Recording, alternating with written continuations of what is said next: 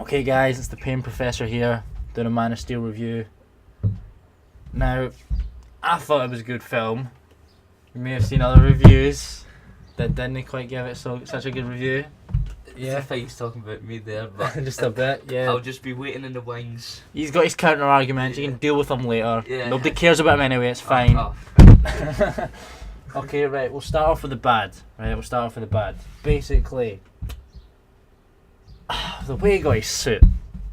I don't like the way he got his suit personally, and then it just randomly fits him too. Is that what, like, somebody had predicted that or something, like, and then his dad's like, oh yeah, we didn't know, didn't expect you to be so big. Spoilers alert, by the way.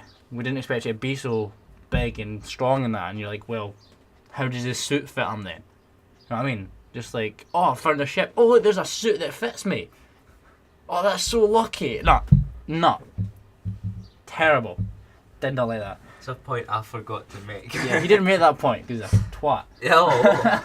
No, I'm sorry. Insults can go away. Yeah, the jails. Right.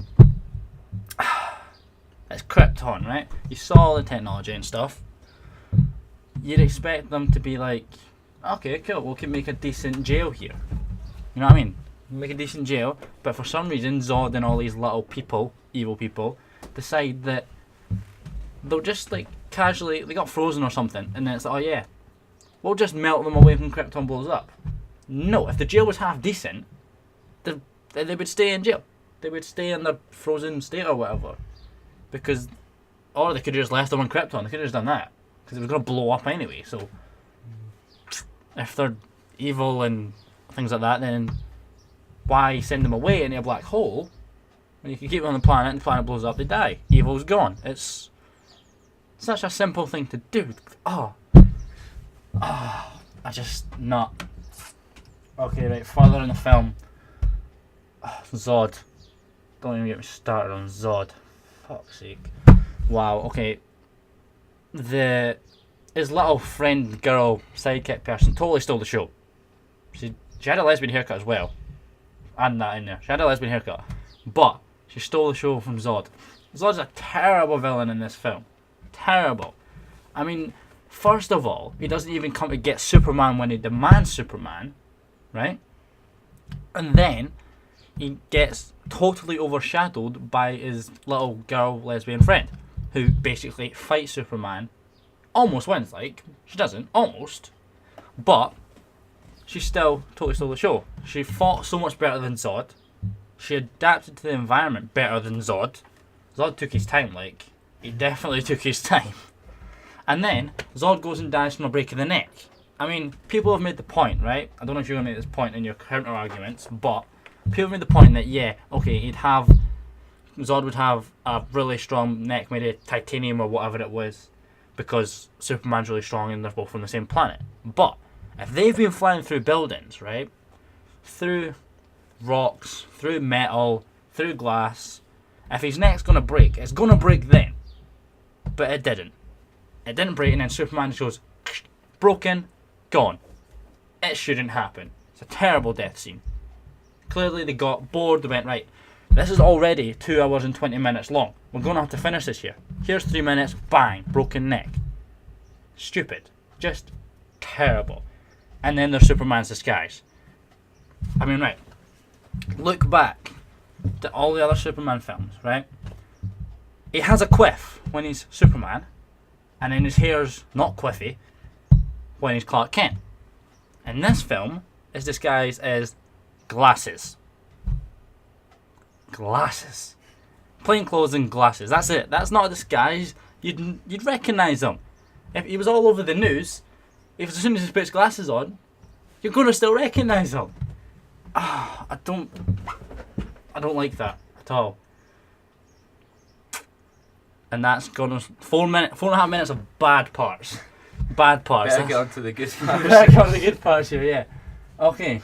I like how they showed Krypton and what life was like on Krypton during that war before it blew up, and how Superman or Clark Kent's story happened from when he was a child. So like from when he was born through to when he became Superman and he was older.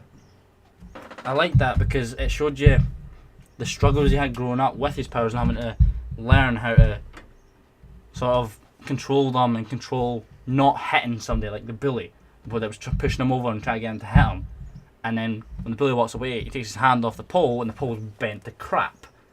I like that because it showed you the dealings of the powers and stuff that he had when he was younger. And how he had to not show it. Yeah, he had to not show it, which I would have just hit the boy. I would have launched him into freaking Africa or something. I don't even know where he would have gone.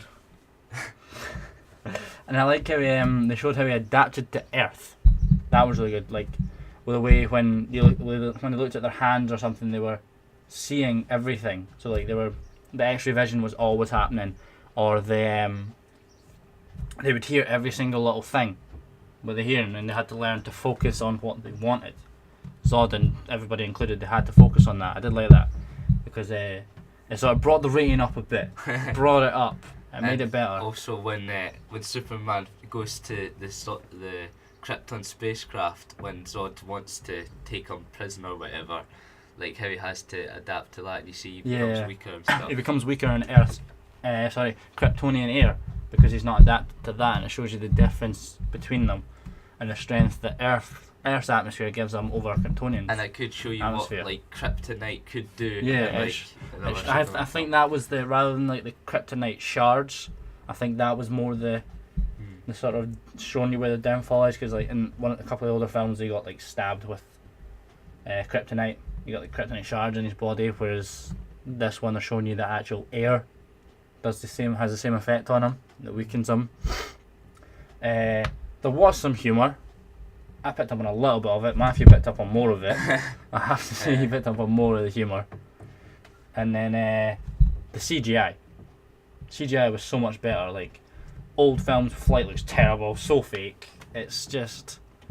And then there's like Superman back in the day was like an average guy. Like in comics, he was portrayed as this big, huge, muscly guy like Batman and all that kind of stuff. But back in the you look at Batman as well. Back in the day, it was a pudgy actor.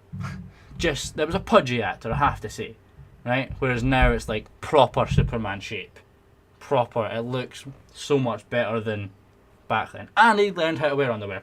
Yeah, he learned how to wear underwear. Doesn't wear on the outside. It's always a plus. It's always a plus. So that's basically my review. What will I rate it? I'm gonna go with a 7.5 out of 10. Like, I'm going with a 7.5 out of 10. I'm breaking the curse of Matthew's 6 curse. Deserves more than a 6. Wouldn't go for an 8 because of the bad points. Don't like Zod's part in this. It really doesn't help it at all. So yeah, 7.5 out of 10. Thanks guys. That's my review. You want any counter arguments here? Well, I don't want to take up too much time since it's not like my channel or anything. Yeah. But I did see some counter arguments from my review. So if you watched it, you'll know what my arguments were and stuff. It's still staying at a 6. It's not staying. It's not like moving or anything. But one of the points was Zod when he got his neck snapped. People said that but Superman's got all that strength and stuff. But surely they're both like Zod's basically Superman as well, and you'd think they'd like counter that strength and stuff by being a boss, but it shows that he's got a crap neck and stuff. So I still don't think his neck should just snapped easily, and I stick to my point about that. And also when they got exiled out of Krypton, they should have just, if they're going to do that, and I realise that, you know, they were wanting them to make them like starve in space and stuff, but just don't do it in something they could turn into a spaceship next time, eh? That's a good point. Just turn it into a spaceship. That's basically my counter arguments to their arguments, if you like. Okay, thanks guys. That's been our review. Matthew's counterpoints. It's been a pleasure as always. It has been a pleasure as always. Please subscribe, tell your friends, comment if you want to comment with any counter arguments. I'll counter argue them for that. we counter argue it. Yeah, we may or may not make a extra review a bit on the side to counter them all. We'll see. Thank you. Bye bye. Goodbye.